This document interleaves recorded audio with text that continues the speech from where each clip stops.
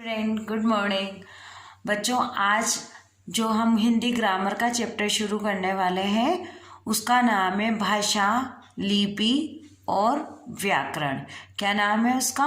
भाषा, लिपि और व्याकरण। बच्चों, अभी तक जो आपने आपकी बुक में से जो चैप्टर पढ़े उनके क्वेश्चन आंसर किए, एक्सरसाइज की। अब हम हमारे ग्रामर शुरू करेंगे। आपके पास ग्रामर की बुक नहीं है, पर जो बुक में है वो ग्रामर दे रखी है, वो मैंने अपने चैप्टरों के साथ साथ शुरू करवाई है और समझाई भी है। पर अलग से मैं आपको ग्रामर में एक एक चैप्टर पढ़ाती जाऊंगी और समझाती जाऊंगी। तो आप अपनी नोटबुक में हिंदी व्याकरण लिख लेना और टॉपिक डाल लेना भाषा, लिपि और व्याकरण। तो बच्चों, भाषा किसे कहते हैं, लिपि किसे कहते हैं और व्याकरण किसे कहते हैं, तो इसे समझने के लिए आपको मैं जो पिक्चर बता रही हूँ उस पिक्चर को ध्यान से देखिए। बच्चों, जो पिक्चर आप देख रहे हैं इसे ध्यानपूर्वक देखें। आप पहले चित्र में देखेंगे कि रेलगाड़ी की सीटी एवं गार्ड की झंडी द्वारा हमें ज्ञात हो रहा है कि गाड़ी चलने वाली है।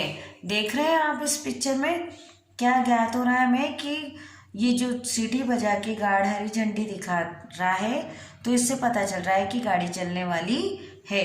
दूसरे चित्र में एक गूंगा व्यक्ति इशारे से अपने भाव व्यक्त करने का प्रयास कर रहा है।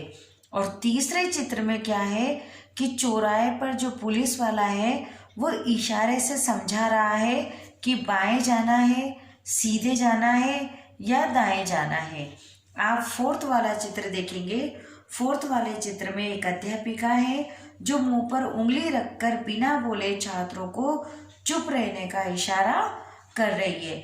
इस प्रकार जो आपने ये चित्र देखे हैं कि केवल संकेतों के माध्यम से भाव संप्रेषण हो रहा है, किंतु हम इसे भाषा नहीं मान सकते। क्या कह सकते हैं? हम इससे भाषा नहीं मान सकते। आपने चित्र में देखा कि केवल संकेतों के माध्यम से क्या हो रहा है, यहाँ पर भाव संप्रेषण हो रहा है। संप्रेषण का मतलब बातचीत हो रही है। इसमें इशारे में कहा, इसने गूंगे व्यक्ति को इशारे में कहा, यह हाथ के इशारे से कहा। यहाँ पर जो अध्यापिका है वो बच्चों को फिंगर पॉइंट करके या मुंह पर उंगली रखकर चुप कराने के लिए कहती है।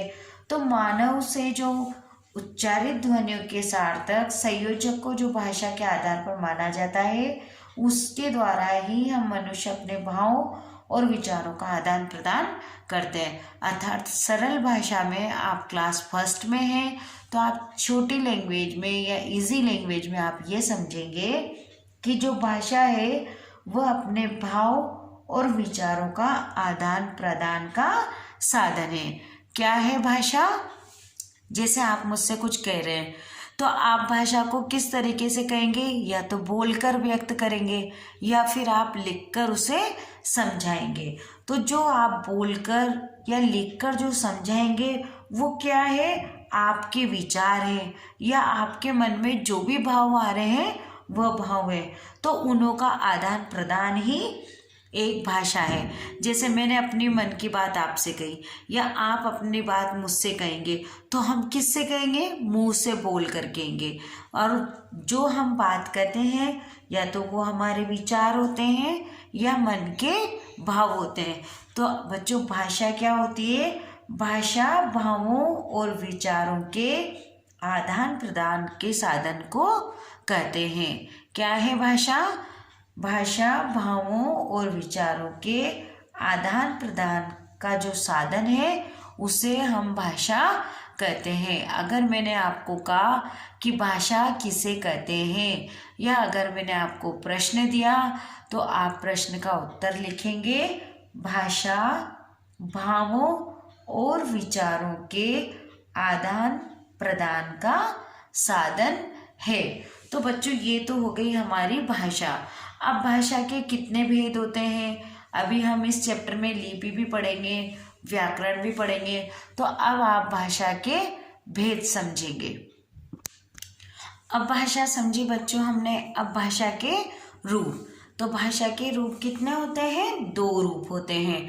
आप लिखेंगे भाषा के 2 रूप होते हैं। अगर आपसे मैम क्वेश्चन करती है कि भाषा के कितने रूप होते हैं तो भाषा के 2 रूप होते हैं।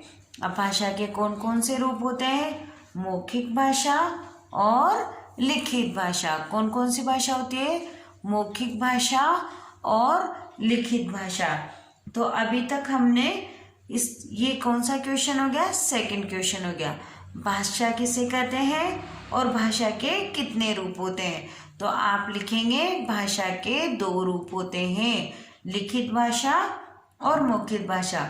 अगर मैंने बच्चों आपसे पूछा कि मौखिक भाषा किसे कहते हैं और लिखित भाषा किसे कहते हैं, तो आइए अब ये भी समझते हैं हम कि लिखित भाषा किसको कहते हैं और मौखिक भाषा किसे कहते हैं।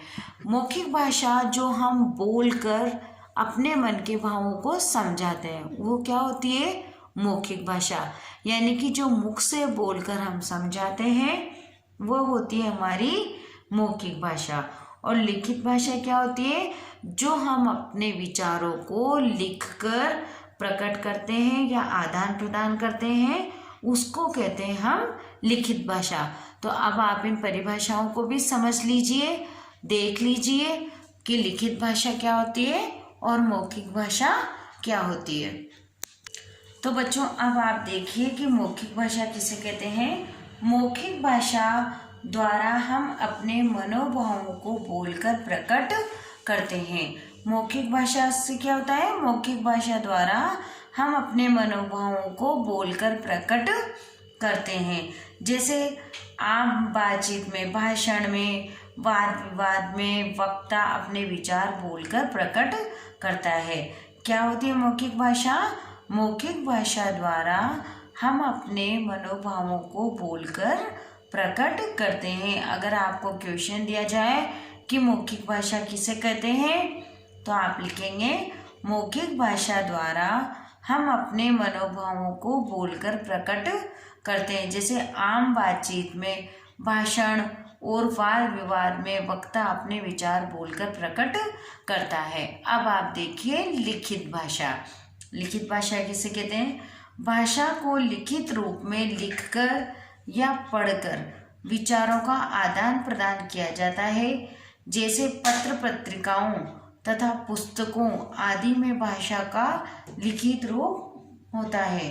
लिखित रूप क्या होता है बच्चों? भाषा जो रहती है हमारी, उसको हम लिखकर, जो लिखित रूप रहता है वो लिखकर या पढ़कर विचारों का आदान प्रदान किया जाता है।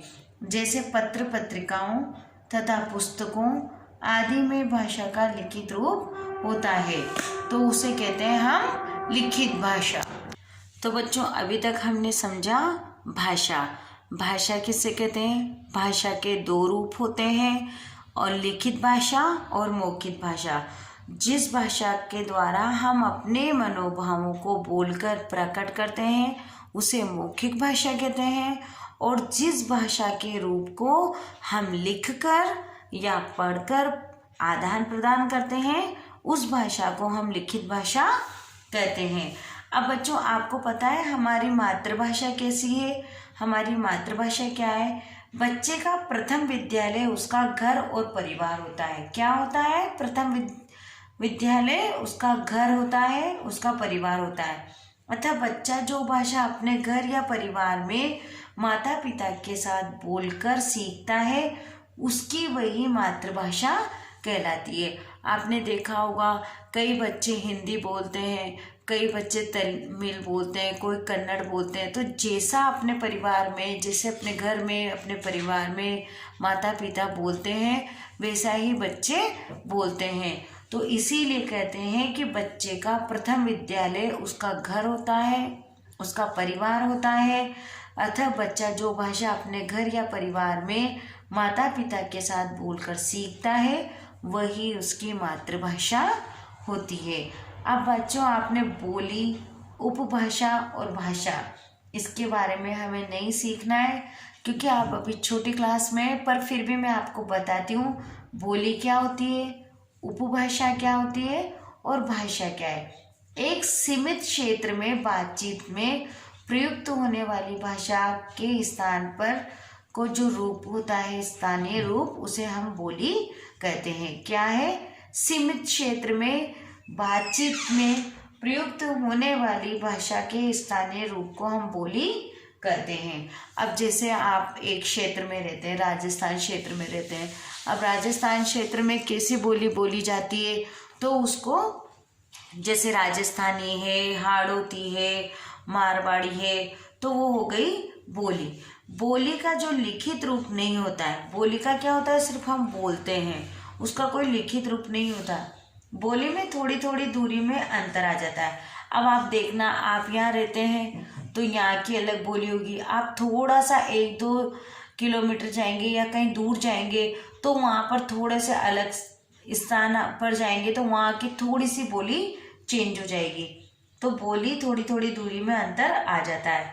जैसे लोकगीत और लोक कथाएं बोली की ही देन है। कई जगह लोकगीत और लोक कथाएं होते हैं ना, वो बोली की ही देन होती है।